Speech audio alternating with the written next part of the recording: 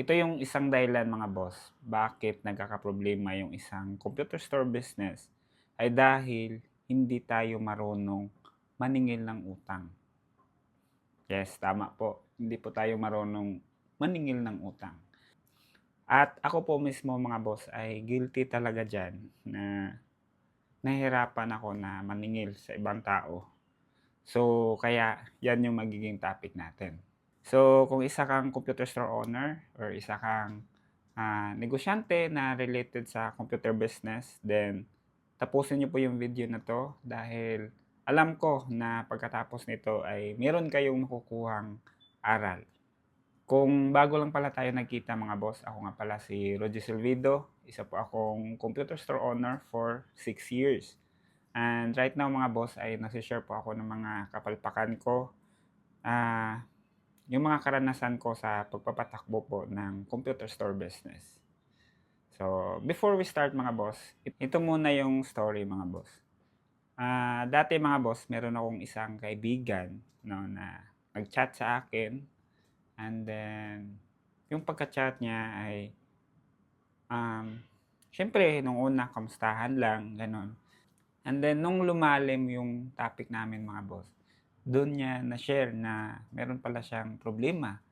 And yung isang problema niya ay kailangan niya pala ng pera. So, ayun, syempre, tayo bilang isang kaibigan mga boss, kapag malapit sa atin yung tao, ano tayo kumbaga madali tayong matukso or madali tayong mapapayag, ganon. So, syempre, nagpahiram tayo ng pera doon.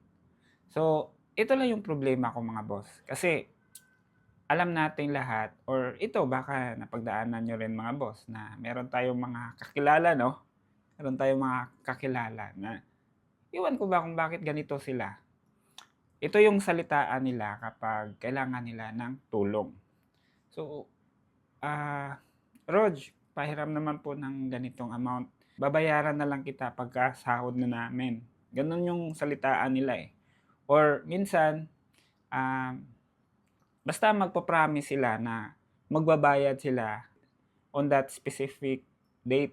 Pero yung kadalasan na na-experience ko mga boss at kadalasan na nangyayari talaga ay siyempre nade-delay dahil din sa siguro meron din silang personal problem. Basta merong mga delay na nangyayari. At worst mga boss, hindi talaga nagbabayad. Yun yung isang problema natin bilang isang computer store business, 'di ba? So, ayun, based doon sa story ko kasi mga boss na syempre nagpahiram ako ng ganitong amount kahit na hindi siya malaki, sakto lang pero kapital kasi 'yun ng negosyo natin, 'di ba? So kaya ayun, after kong nagpahiram mga boss, ang problema ko na naman is kung paano ko siya singilin. Yun yung weakness ko talaga na paano ko kaya ito singilin? Kasi parang ako na yung nahihiya na ilang beses ko na siyang sinabihan na dapat magbayad ka on this date. Pero meron talagang mga tao, mga boss, na iwan ko ba, parang binabaliwala nila yung ganong senaryo. Siguro, gipit din sila, pero para sa akin kasi, kung nag-promise ka na magbabayad ka sa araw na to or sa pizza na to, regardless what happen, no matter what it takes, dapat magbayad ka. Kasi nag-promise ka 'di ba? Yun lang naman sa akin. So, ayun, yun yung isang problema ko talaga mga boss na hanggang ngayon, no, problema ko pa rin. Yung solusyon ko pala dun mga boss ay simple lang. Dumating sa punto na pinipili ko talaga kung sino yung pinapahiram ko. And then, pangalawa, dumating din sa punto mga boss na hindi na talaga ako nagpapahiram. Kasi importante sa akin yung pagkakaibigan namin, importante sa akin yung relationship namin. Mostly kasi sa nangyayari mga boss kapag nagpapahiram tayo, and then kapag hindi siya nakabayad, at kapag siningil mo, ikaw ngayon yung mali. ikaw ngayon yung masisira, ikaw ngayon yung pangit. Ewan ko kung bakit gano'n, basta gano'n yung nangyayari. Kaya madalas mga boss, ang ginagawa ko na lang is instead na magpapahiram ako ay ini-ignore ko na lang, or yung ginagawa ko is kung meron lang akong sobra-sobra talagang pera, eh, binibigay ko na, hindi ko na pinapahiram. Kasi at the end of the day, genuine yung pagtulong ko sa kanya. Sa akin lang naman, gusto ko ring protektahan yung sarili ko na hindi ako maabuso. So, yun yung style ko. At meron akong isang ginagawa mga boss, no, na instead na ako mismo yung magpapahiram, eh, pinapasa ko kay Michelle. Yun yung isang technique na para hindi ako makapahiram. So, kapag meron nanghihiram sa akin, pinapasa ko sa kanya kung approve niya ba or hindi. Kasi at the end of the day, para sa akin, naniniwala din ako sa instinct ng mga babae. And then, siya kasi yung nasa finance namin. So, alam niya yung ano yung cash flow namin, meron ba kaming extra or wala. So, siya yung magsasabi kung pwede ba kaming makapaglabas ng ganitong pera or hindi. So, ayun, kung merong gustong mag-message sa akin, dumaan muna kayo kay madam. Yun lang.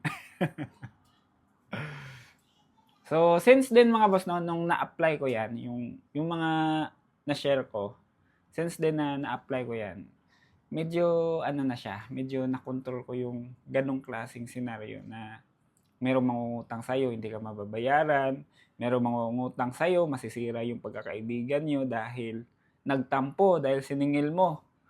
So, ayun, yun yung mga strategy ko. Bakit ko nga ba ito sinasabi sa inyo mga boss? So, sinishare ko pala ito sa inyo ngayon mga boss, no? Dahil isa sa pinaniniwalaan ko mga boss na sa pagninegosyo talaga, hindi lang pagbebenta yung dapat nating i-focus. Hindi lang sa pag-acquire ng mga customer. Hindi lang sa pagmamanage ng mga tao. So, para sa akin mga boss, importante rin na i-manage natin yung mga customers natin. Kailangan nating i-track yung records nila. Okay? So, sa amin mga boss, meron kaming collection team talaga. Wherein, yung trabaho niya mga boss is, chine-check niya kung kailan yung collection date, kailan mag-due yung utang nila, kailan mag-due yung last transaction namin, healthy ba tong client na to? Meaning sa healthy is okay ba siya magbayad or hindi. Yung trabaho niya rin is kapag meron siyang na-detect, meron siyang nakita na isang customer na matagal magbayad, masakit sa ulo, or customer na alam mo na basta maraming chichiburitsi para lang madelay yung payment, then siya yung gumagawa ng sanctions. Siya yung gumagawa ng penalty. So, isang penalty na ginagawa namin is hinuhold namin yung orders. Pangalawa, intentionally, hindi na namin kinikater yung orders niya. Kasi, bakit namin pasasakitin yung ulo namin sa customer na yan, eh, alam namin na matagal yung magbayad. Example mga boss, meron kaming customer na sobrang tagal na magbayad. Aabutin ka ng 5 buwan bago mo makuha yung bayad. So, sa amin, automatic kapag yung terms na binigay namin sa iyo is 30 days, kapag hindi mo yan binayaran, automatic na hindi ka na makapag-order sa amin. Ganun lang, simple as that, na kailangan mo lang i-implement yung policy ng company. So, yun yung ginagawa namin. And para sa akin, no, based doon sa na-implement namin mga boss, mas gumaan yung buhay ko bilang isang founder na medyo hindi ko na pinoproblema yung mga ganon dahil someone is doing that for me. So, yun lang. Ang kalaban kasi natin dito mga boss, kapag hinayaan natin na maabuso tayo ng mga customers natin na ganyan, no? Na meron silang utang, tapos matagal magbayad, hinayaan natin sila na gawin yung mga bagay na hindi rin naman natin gusto. So, in terms of payments, merong mga customer talaga na demanding, matagal magbayad. So, kapag yung company mo, ina-allow mo yung mga gano'n, sure ako mga boss na magkakaproblema ka sa cash flow. So, which is, yan yung isang bagay na ayaw kong mangyari sa amin. Kaya ganun kami ka-stricto din sa pag-evaluate sa mga customers namin. So, pinipili lang talaga namin yung mga customer na para sa amin ay they will coordinate according to our policy. So, yun lang. Ang punot dulo lang naman dun mga boss ay importante sa akin kasi na willing ako makipag transact sa inyo as long as na you are willing also to coordinate with our company policy. So, yun lang. The more na mas clear sa kanila yung policy natin, mas clear din sa atin na dapat ito i-implement natin, mas magaan yung buhay pag ninegosyo natin. So, ayun lang mga boss, no? Sana meron kayong nakuha sa topic natin today. And always remember mga boss, to always work smarter, not just harder. Takits mga boss! Bye-bye!